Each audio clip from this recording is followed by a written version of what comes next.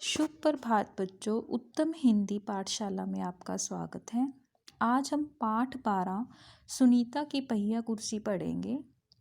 इसको पढ़ने से पहले मैं आपको थोड़ा सा इंट्रोडक्शन दे देती हूँ कि इस पाठ में है क्या। इस पाठ में क्या है, एक सुनीता नाम की लड़की है जो पैरों से चल फिर नहीं सकती।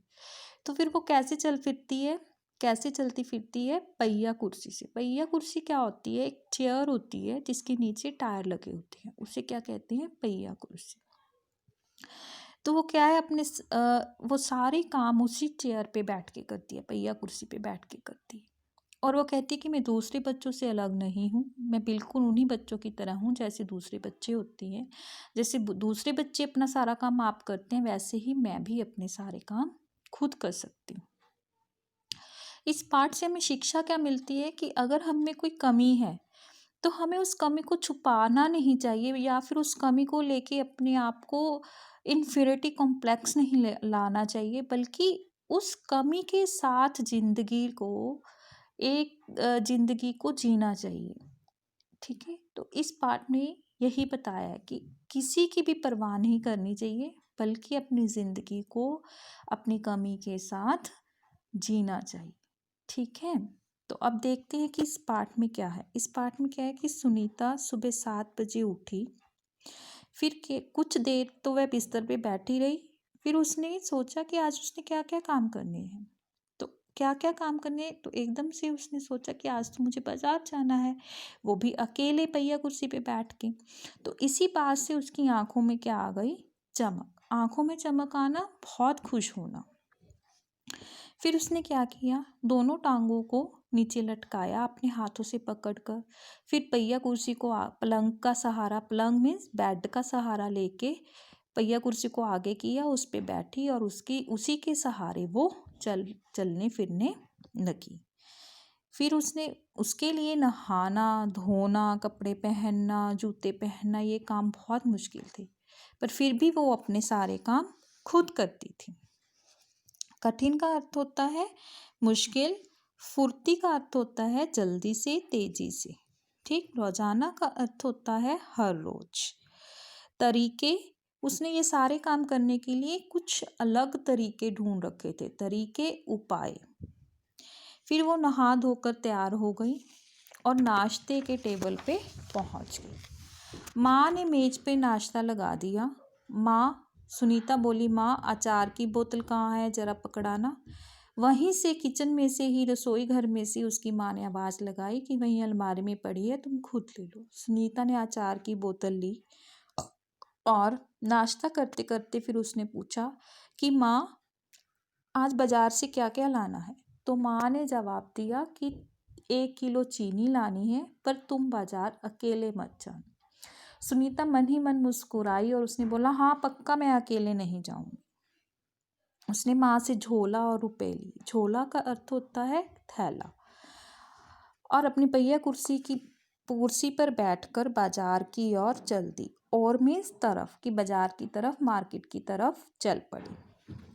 सुनीता को सड़क की जिंदगी देखने में मजा आता था। उसे बहुत मजा आता था सड़क की जिंदगी बाहर की जिंदगी जिस दिन सुनीता बाजार गई थी उस दिन छुट्टी थी, इसीलिए सारे बच्चे घर में थे और उसे बाजार में खेलते नजर आ रहे थे। कोई गेंद से खेल रहा था, कोई रस्सी कूद रहा था, कोई मैदान में खेल रहा था। वो भी उन बच्चों के साथ खेलना चाहती थी। खेल के मैदान में उसे एक लड़की मिली जिसकी माँ उसे वापस लेके जा रही थी, और वो दोनों एक दूसरे को टुकर टुकर देख रही थी। फिर सुनीता को एक लड़का दिखा। उसे सब छोटू छोटू कहकर बुला रहे थे। उसे छोटू क्यों बुला रहे थे? क्योंकि उस लड़के का कद बाकी बच्चों से छोटा था। सुनीता को यह सब अच्छा नहीं लगा। रास्ते में कई लोग सुनीता को देखकर मुस्कुराए, जबकि वह उन्हें जानती भी नहीं थी। पहले तो वह मन ही मन खुश हुई, पर फिर उसने एकदम से मन में आया कि ये सारे लोग मेरी तरफ इस तरह क्यों देख रहे हैं। फिर उसे वही सुनीता को वही लड़की जो उसे टुकुर टुकुर देख रही थी, कपड़ों की दुकान पर मिली। उसकी माँ कुछ कपड़े देख रही थी। वह लड़की सुनीता के पास आई और उसने पूछा कि तुम्हारे पास यह अजीब सी चीज़ क्या है। अभी सुनीता उसे जवाब ही देने वाली थी कि उसकी माँ ने उसे डांटा कि किसी से ऐसे सवाल नहीं पूछने चाहिए। जो वह लड़की थी, उस लड़की का नाम क्या था? उस लड़की का नाम था फरीदा। फिर सुनीता फिर गुस्सा हो गई और उसने उसकी माँ का व्यवहार उसे समझ नहीं आया और उसने उसकी माँ को कहा कि मैं दूसरे बच्चों से अलग नहीं हूँ। फिर अंत में सुनीता बाजार पहुंच गई। दुकान में घुसने के लिए उसे सीढ़ियों पर चढ़ना था। घुसना होता है अंदर जाना। यह कर पाना, अकेले कर पाना उसके लिए मुश्किल था। उसने आसपास देखा, लोग तो वहां पर बहुत थे, पर कोई भी उसकी तरफ ध्यान नहीं दे रहा था। सब अपने अपने काम में व्यस्त थे। फिर वही लड़का उसे वहां मिला जिसे सब छोटू कहकर चिढ़ा रहे थे, जिसका छोटू कहकर मजाक उड़ा रहे थे दूसरे बच्चे। वो उसके सामने आकर खड़ा हो गया। उसने कहा है उसने अपना परिचय दिया। परिचय होता है जान पहचान, इंट्रोडक्शन, कि मैं अमित हूँ। क्या मैं तुम्हारी कोई मदद कर सकता हूँ? सुनीता ने राहत की सांस ली और उसने राहत की सांस लेना कि चलो कोई तो आया जो उसकी सहायता कर सकता है, अदरवाइज तो मैं मुश्किल में पड़ गई थी। ये होता है राहत की सांस लेना। और मुस्कुराकर बोली, क्या तुम पीछे के पैडल को पैर से दबा दोगे? उसने कहा, हाँ, मैं अभी दबा देता हूँ। उसने पहिया कुर्सी को टेढ़ा किया और उसको पहियों को पहली सीढ़ी पर रखा। फिर उसने पिछले पहियों को भी सीढ़ी पर चढ़ाया। सुनीता ने अमित को धन्यवाद दिया और कहा, अब मैं दुकान में खुद चली जाऊंगी। दुकान में पहुंचकर सुनीता ने 1 किलो चीनी मांगी। दुकानदार उसे देख के मुस्कुराया। चीनी की थैली पकड़ने के लिए उसने हाथ आगे बढ़ाया ही था कि सुनीता की गोद में दुकानदार ने चीनी की थैली रख दी। सुनीता को गुस्सा आया और उसने कहा कि मैं भी बाकियों की तरह, दूसरों की तरह अपना सामान खुद ले सकती हूँ। उसे दुकानदार का व्यवहार भी बिल्कुल अच्छा नहीं लगा। चीनी लेकर सुनीता और अमित बाहर आ गए। लोग मेरे साथ ऐसा व्यवहार करते हैं जैसे मैं अजीबोगरीब लड़की हूँ, सुनीता ने कहा। शायद तुम्हारी पहिया कुर्सी के कारण ही वे ऐसा व्यवहार करते हैं, अमित ने कहा।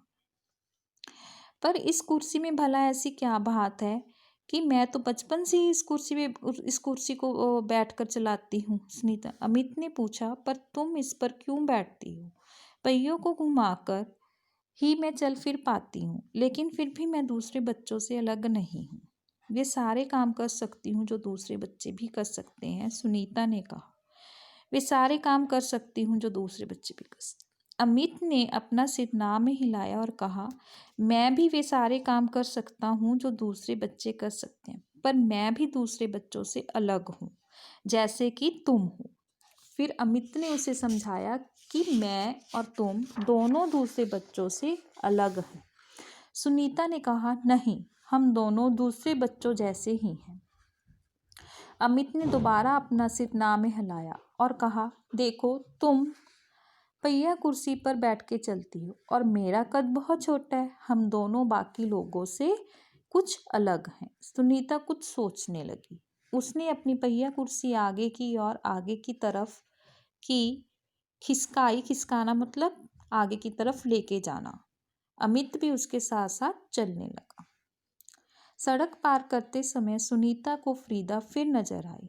इस बार फरीदा ने उससे कोई सवाल नहीं पूछा। अमित झट का अर्थ होता है जल्दी से, सुनीता की पहिया कुर्सी के पीछे चढ़ गया। फिर दोनों पहिया कुर्सी पर सवार होकर तेजी से सड़क पर आगे बढ़े। फरीदा भी उनके साथ साथ भागी। दौड़ना का अर्थ होता है भागना। इस बार भी लोगों ने उन्हें घूरा, परंतु अब सुनीता को उनकी परवाह नहीं थी। हाँ जी, आपको समझ आया ये लेसन? आप इस पाठ को अच्छे से रीड करना बेटा, और कुछ शब्द, कुछ प्रश्न उत्तर खुद बनाने की कोशिश करना। Okay, thank you.